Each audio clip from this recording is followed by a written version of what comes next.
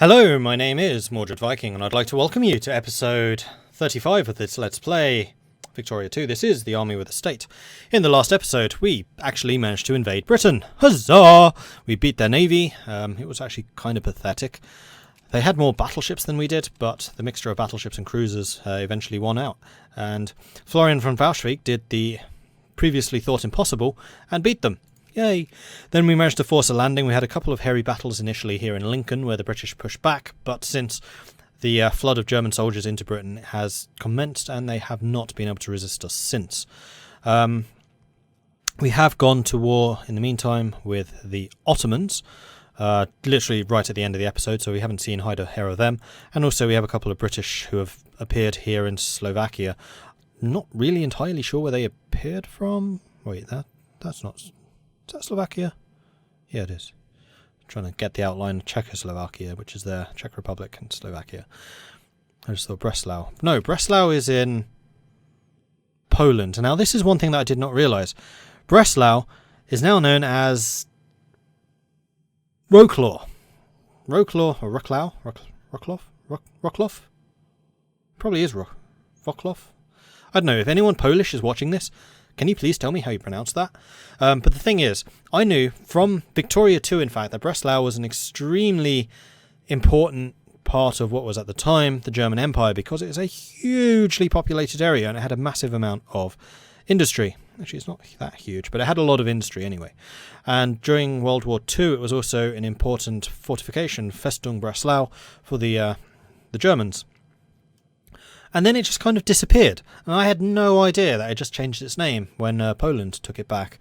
So, kind of cool. I just had no idea. And kind of the same thing that Danzig is now known as Gdansk and Stettin is known as...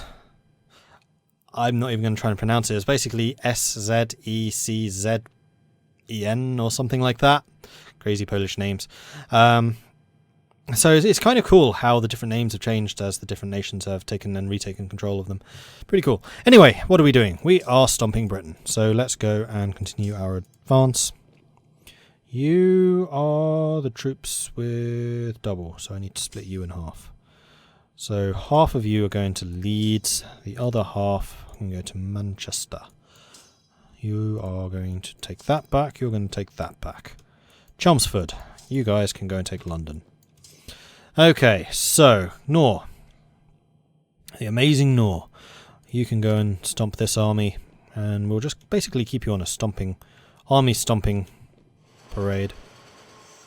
Just keep on doing that. Citizenship policy debate, we just had that. Limited. You are done. Let's go and crush them, and then crush them. That looks good to me. We're going to take London very quickly. Right, are any Ottoman troops appearing on my borders? No, so they're not able to get access through, which is good. Alright, cool. Chelmsford was victorious. Alright, so you guys... Oh wait, you're Nor. I mean, I should kind of let you just sit back and recover some of your troops, frankly. Let's just keep on conquering some of the British lands. How are the British doing? Are you slipping in the power rankings yet? I mean, you're going to have to slip a long way to fall behind France, and even further to fall behind any of the others. I want you to lose your sphere, though. That would be just so funny.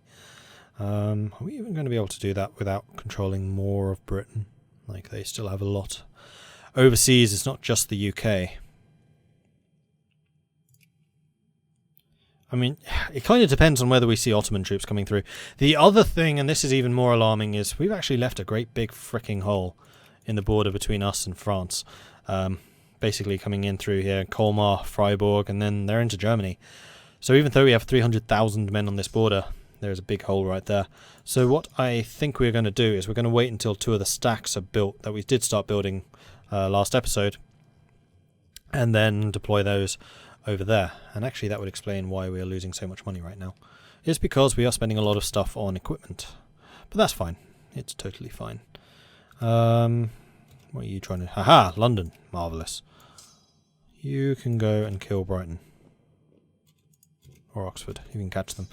You guys, in the meantime, may as well just get some manpower back and just start conquering stuff. The British are not putting up a concerted effort against us, so I'm not too concerned about them. And there we go, integral rail system. Railroad max level +1. Booyah! So I guess we'll get the modern central bank system for even more admin efficiency. Which hopefully will be done by the end of the year, and then in 1900 we can go straight in to the next technologies. And with that in mind, I'm going to take a look at the production list and then the projects, and I'm just going to watch this take off. 1.1 million investment promised out of the £593 required. That's not 593,000. No. That's literally just £593 and they're promising 1.1 million. That would be one hell of a Kickstarter. Alright, yeah, all of that got funded, oddly enough. And yeah, here comes the next wave. 13,000 people in Osthanover ready to do that. We're winning a couple of occupations. We should probably keep an eye on those. Let's have you go and attack them. Alton, you are a plus attack. Excellent. You are still taking leads. My bad. Let's go and take Liverpool. Leicester is one that we need to take, but we will wait a little bit longer. Kicking them. No contest at all. Birmingham has fallen, as has Coventry. Okay, let's shift you over to Brighton, and we will go and fight into the Straits of Dover and fight the Navy in Dover as soon as they pop out. Election is finished. The National Liberale got 67%, the Freisinniger Partei got 32%, which means the National Liberals got into power, and they're the ones I like. Right? Yeah, they're the jingoists. Marvellous. Okay, excellent. You may continue. We have taken Oxford. Whoops. Oh, you are the Brits. My bad. Let's go and use the Coventry Army to attack you. Oh no, you're a defensive general. You're an attacker. You can go and attack them. You can go for Shrewsbury. Southampton. And everyone else is still busy. Alright. There goes Brighton. Let's go for Salisbury. This is all going charmingly well. How are the British feeling? Not good about things. Not good at all. Can I add any more war goals? No. Not entirely sure what I would add. Humiliate, maybe. Yeah, probably a humiliate. Right, seriously, how far are we from getting some of these troops? I'm not even seeing like the lines appearing across the page, which I don't like. What are we waiting for? What are we lacking? Those are armies. Those are factories, naval bases, railroads, army construction.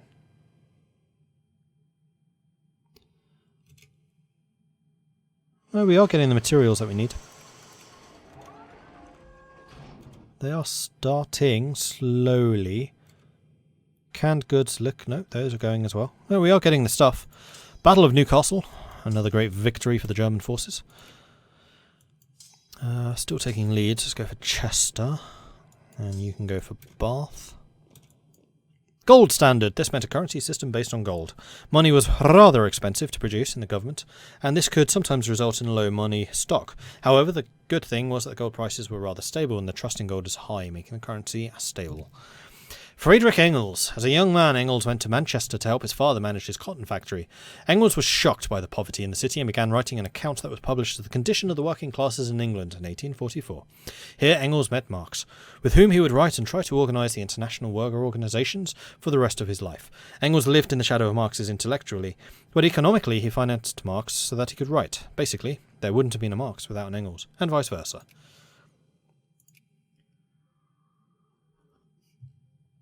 Occupation of Leeds. Oh, you're already going to Chester. Go off to Holyhead. You guys are doing that. You can go to Lincoln to beat that army. Canterbury is done. I'll send you to Plymouth. Fighting another Royal Navy, which is a cruiser. Oh no, that's who you are fighting. Warspite cruiser, the Prince George battleship, and we just sank the Royal Oak. Marvellous. Salisbury and Shrewsbury have just been victorious. We're already going to Plymouth. And you are in fact the edge of that, so let's go to Cardiff. You can go to Llanrydod.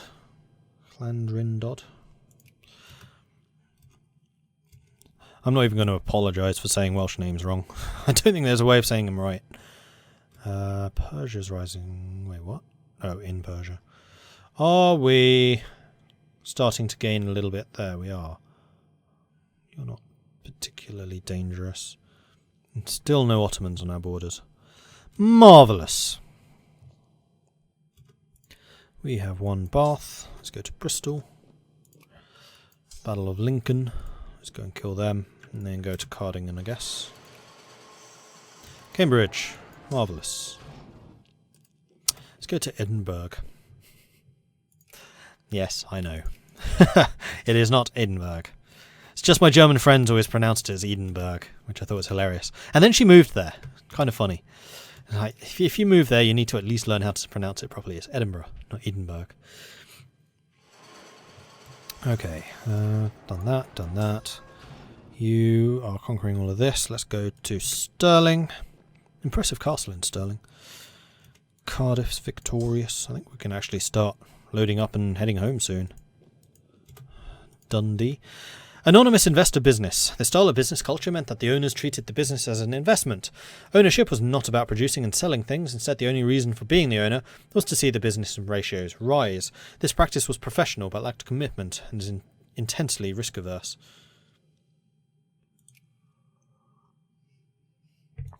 And we are once again making money, even with only 5% tariffs and no war indemnities. Alright, seriously, how is the production going? Are we starting to see more things being produced? Extremely slowly. You're kind of sitting on the canned foods and liquor requirements.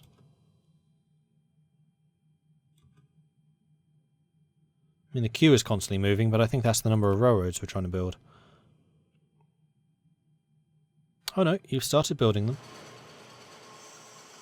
Okay, it is spreading. Slowly but surely.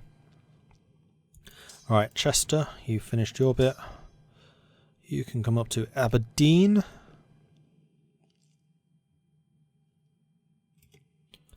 Holyhead's been victorious. Then I think you can go up to Inverness, and at that point I'm basically done. Glasgow has been won. Marvellous. Do we want to go for Ireland? I think we probably do. So let's grab you two and head over to Ireland. And just start shunting troops back and forth between Ireland and England. Irving Fisher. Irving Fisher was one of the earliest American neoclassicals and of unusual mathematical sophistication. He made numerous important contributions to the neoclassical marginalist revolution. This Yale economist was an eccentric and colourful figure. When Irving Fisher wrote his 1892 dissertation, he constructed a remarkable machine equipped with pumps, wheels, levers and pipes in order to illustrate his price theory. Socially, he was an avid advocate of eugenics and health food diets. He made a fortune with his visible index card system, known today as a Rolodex, and advocated the establishment of an 100% reserve requirement banking system. His fortune was lost and his reputation was severely marred by the 1929 Wall Street crash, when, just days before the crash, he was reassuring investors that stock prices were not overinflated, but rather achieved a new permanent plateau. You were so wrong. St George's. Let's go to Cardingan and just pick up those guys. Actually, what I would really like is for my main man to be around. Where are you? No, there you are. Let's send you down to Dumfries, and then pick you up from Dumfries. Oh, you're kidding me. Alright, go to Glasgow. We'll pick you up in Glasgow. We'll have you come up to Dumfries. Or Edinburgh. Something like that. Britain really wants peace. Well, screw you, Britain. Screw you. You've still not dropped below the USA. USA has in fact overtaken France. Jolly good. And the Ottomans are 8th on the Great Powers. Still no Ottomans have arrived. Very unfortunate for you. Alright, Nor. I know you're kind of low on troops, so what I'm thinking of doing is we're going to reassign you. That is going to cost me 26 prestige, which is unfortunate. Then we're going to select this army and put Nor in charge of you instead. And then have you jump on the ships, send the ships out to sea, transports, select army, Dublin. Alright, and then with that, I think Carlisle, or maybe Liverpool. Liverpool's where we're going to load troops up. So let's send troops ready for that. Down that way. Aberdeen has fallen. Excellent. And then just drop into Liverpool. Onto the ships. And out. And we'll just continue dropping off troops. Decimal currency system. By abolishing non-standardized and strange divisions of the currency like guineas and shillings, and only having a decimal system such as the one in the United States, $1 equals 100 cents, the everyday usage of money was simplified. Yeah, the British system used to be rubbish. I have no idea what it was about. I never bothered learning before my time. Shillings and guineas and all that stuff. United Kingdom accepted a peace of offer from Siam. Wow, they did a lot of damage to Siam. I wonder if that's where the navy was. Not sure. How long do I have on my own production stuff? Oh, you're almost done. Okay, that's good. We have a bunch of things which are about to be finished. Stettin, you're still going. Tuchel, you're still going. Danzig, you're still going. Königsberg, still going. Alright. Oh, you have landed again. We've taken Inverness. Marvellous. You are in Liverpool. Oh, ha! We docked up the wrong ships. My bad. Let's grab you guys. Jump in here. Grab you guys. Jump over. In fact, screw it. Stay in there. Jump into Dublin. More troops. Kildare and Wexford. And then we can just go to Liverpool again. Jump on the ships. Grab the ships. Head over. Whoop, hello. No, I want the ships. Hello. Thank you. And frankly, I don't think I'm going to bother with more than this. That'll do. Okay, so you lot may as well just come over here. And prepare for shipping back to Germany. Where we can then go and kill that one stack before they ever actually manage to capture anything. How are you guys doing? Oh, you've actually got a fair number of troops ready. You know what? I'm going to just send these 30,000 men down here. And then back again. And that'll do even better. Marvellous. And I would like my battle fleet to be out at sea so we can intercept that one ship when they are kicked out. The Royal Geographic Society has announced the award will be presented to the first expedition that reaches the north. I thought we already did this. We already have an expedition on the way. I think someone might be playing shenanigans. We are once again making too much money, so let's drop our tariffs. We'll go down to 0%. I mean, we're probably getting our imports even more cheaply now that we've basically just taken British industry completely out of the picture. Because I think all the industry's shut down when it's occupied, at least that's what I've been told. We just sank another battleship. Magnificent. That makes me feel very warm and cuddly inside. Sinking battleships, it's good. It's a good thing. Ooh, wow. You are not doing particularly well in terms of morale. They're also super dug in. And a Greek army just arrived. Damn it, Greece. Not cool. On the occupation of Londonderry. Let's go to Galway. And I'm just going to watch this because I'm not convinced. Waterford and Sligo. No, I'm going to back off because now we're just losing artillery. Back off. How annoying. It's fine. I lose a battle, you lose your entire homeland. I'm okay with this. This is a good exchange. Alright, let's grab you guys and start shipping these guys back home. Our national expedition to reach the North Pole has returned without success. Try again. Leaflet campaign. All pops become more reactionary or more liberals in the upper house. I'll take the liberals. Upper house rearranged, less liberals. What? That's not what I said. January 4th, 1900. And we are just days away from finishing that. Okay, 26th. That's acceptable. Alright, you are now a 39 unit. Why are you not getting organization back faster? Faster, faster, faster. Right. You guys are here. You jump on the boats. You guys sail over to here. No, here. No, here. Yeah, that'll do. Right. You guys. Go and put an end to them. Come back up here. In fact, no. Go and put an end to them. And then come over here in case France tries something. Probably a better idea. You go to Chelmsford. And we've actually taken Ireland out of this. Magnificent. There goes Limerick. Right, you guys jump on the boat. And we'll sail you over to Stard. We've taken Cork. I think that's the last of Ireland. Marvellous. Okay. You make your way down there right now. And we are totally going to take that before you even take it. Nice. And there we go. Modern central bank system. Excellent. Oh, we can get the National Banking Act. What does that do? While a government has for some time maintained a central bank, some voices within the economic debate have begun arguing in favour of monopolising the issuing of currency to a strict government prerogative. Proponents argue that this will lead to an increase in economic stability, while opponents see it as a fundamental breach of the freedom of trade. Loan interest minus 2%. Lose £1,000. That seems fine. And here we go. We are on to the final group. So we're going to get anti-rationalism, as weird as that sounds, because it doubles our research points. That is an amazing mustache.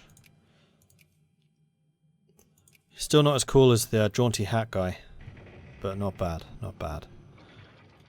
Alright, you guys are about to arrive and kick Britain out of here before they ever actually manage to take that province. Haha, they've been there for so long. Slim picketings. All poor strata become more militant or more conscious. I'd like them to be quite more conscious, please. Actually, people are getting a bit pissed off.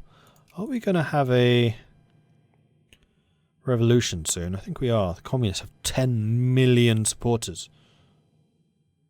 That's a third of my population.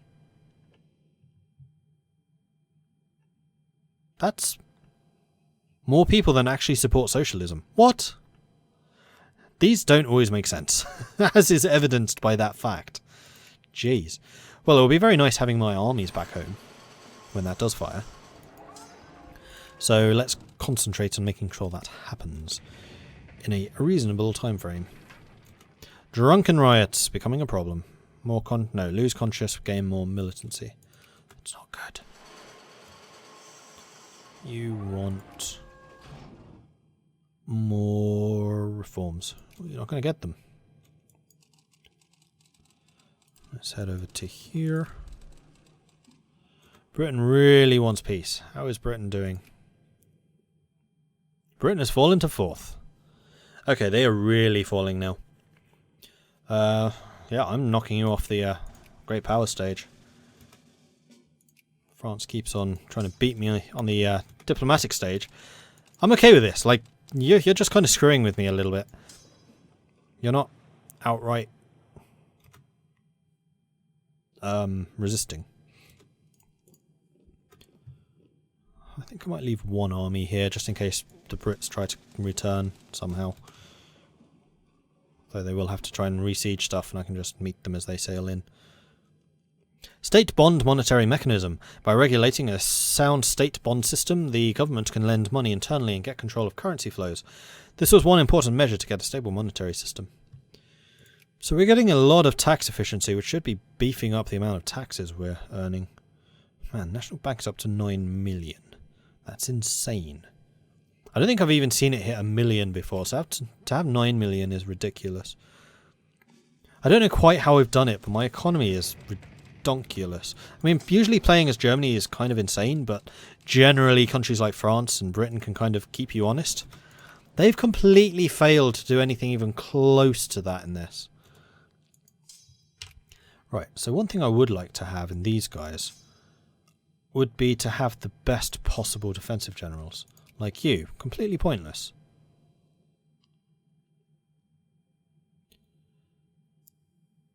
So I'm kind of hoping that this will be the entire list. I kind of doubt it.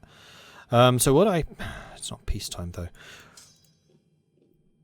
What I would like to do is get rid of my defensive generals and put them into the border zone.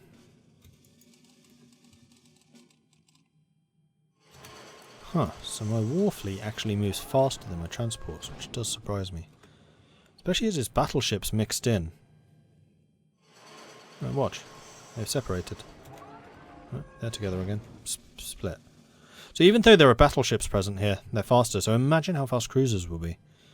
They'd be kind of insane! Okay, you're about ready for one whole stack, although we are recruiting a lot of communist soldiers.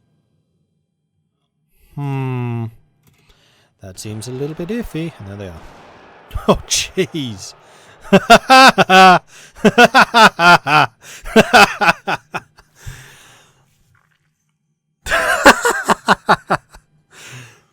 Wow.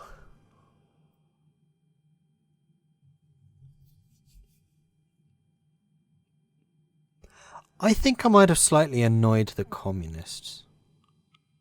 And with that, we're going to end this episode. So, thank you very much for watching. If you are enjoying this series, please do hit that like button. If you haven't done so already, then do consider subscribing. And if you have any tips or advice for me, then please, for goodness sake, send it to me. Thank you very much for watching, and I'll catch you next time. Goodbye.